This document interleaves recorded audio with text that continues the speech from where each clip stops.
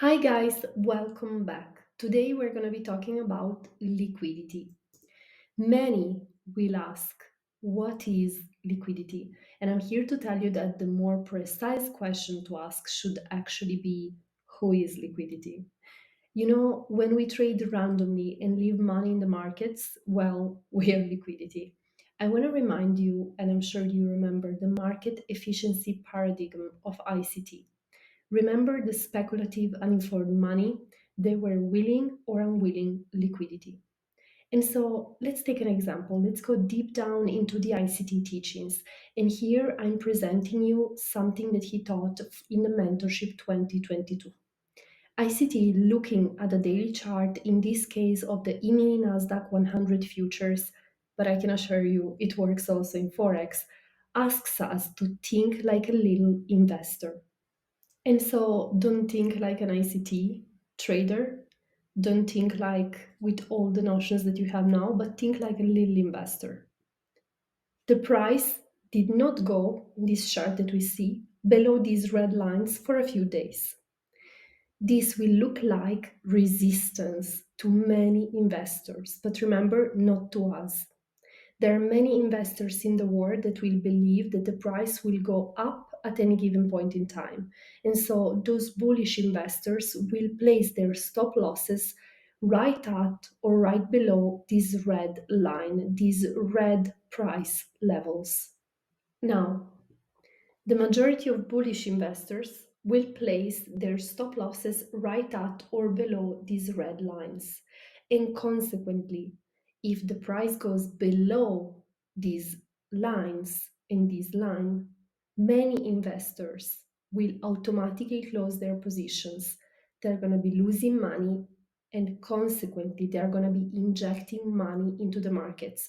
They're going to be injecting liquidity. Majority of investors use old lows and old highs to place their stop losses when they are trading. And so the stop loss will be the old high or the old low of the price. And so you can see it here with an example. We have a stop loss placement that is right at the line of an old high or of an old low. And so these are the price levels below or above which we can find higher liquidity.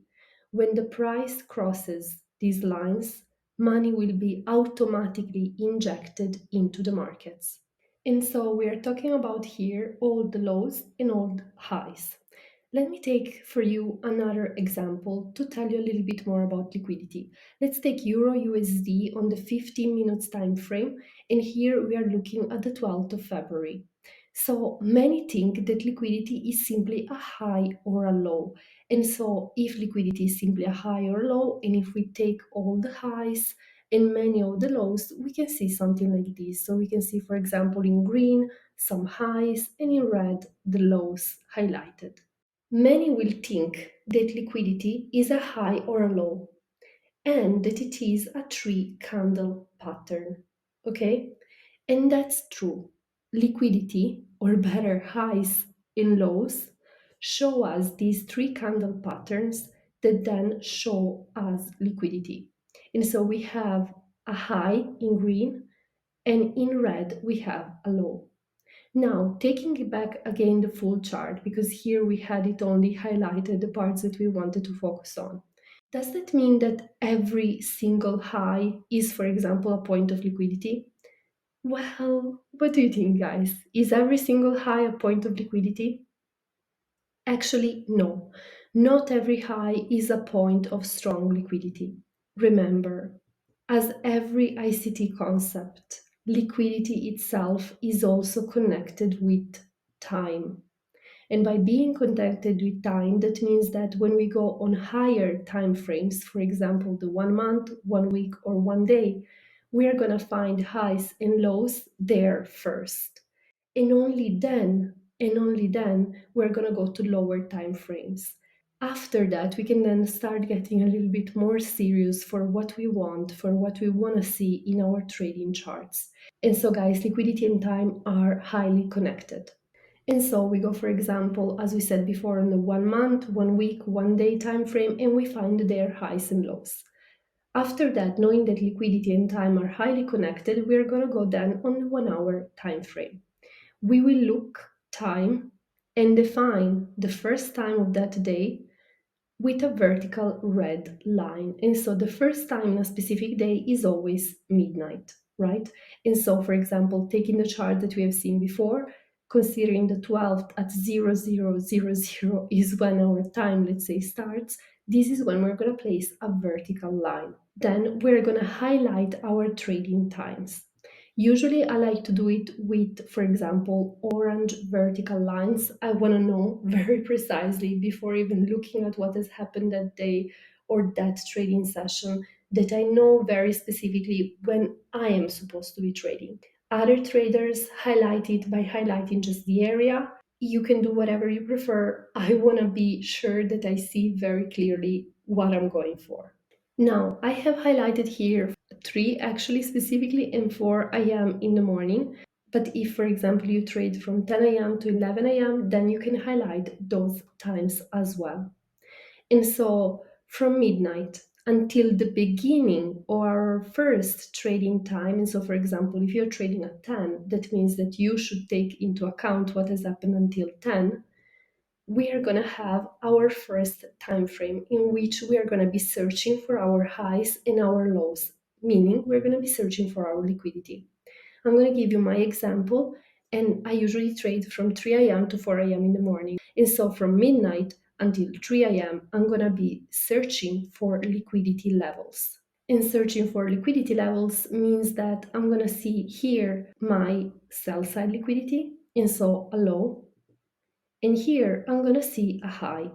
And by seeing them, I'm going to call them for what they are. The high is buy side liquidity, and the low in red is our sell side liquidity.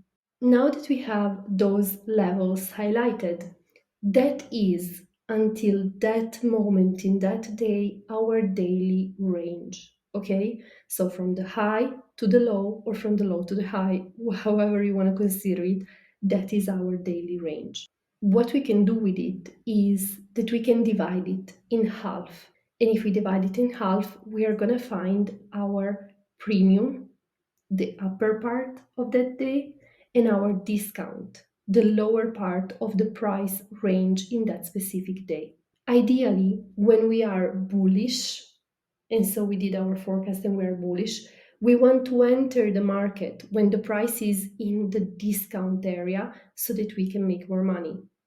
Again, ideally, when we are bearish and so we expect the price to go lower, we want to enter the market when the price is in the premium.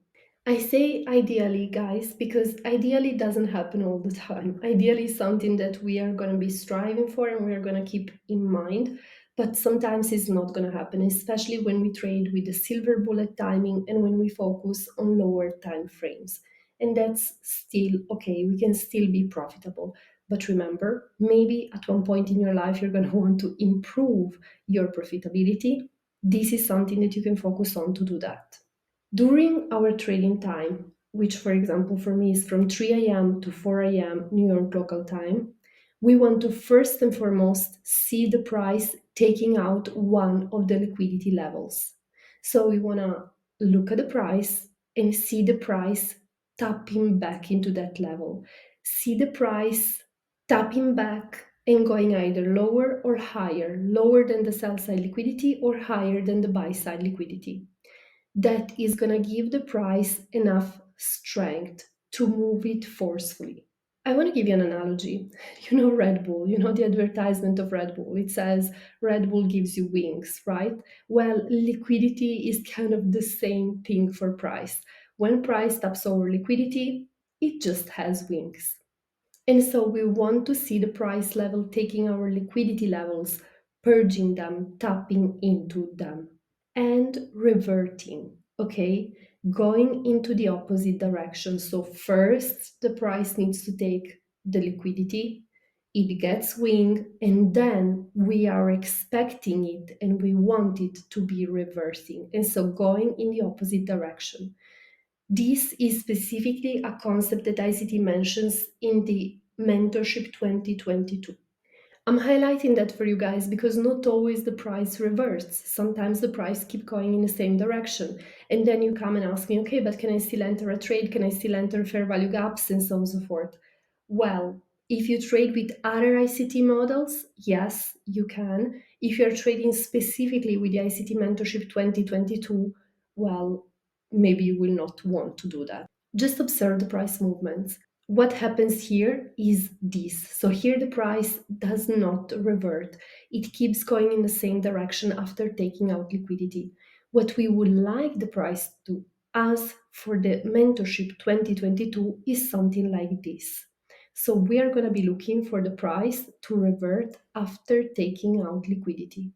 And so to take, for example, sell side liquidity and then go higher.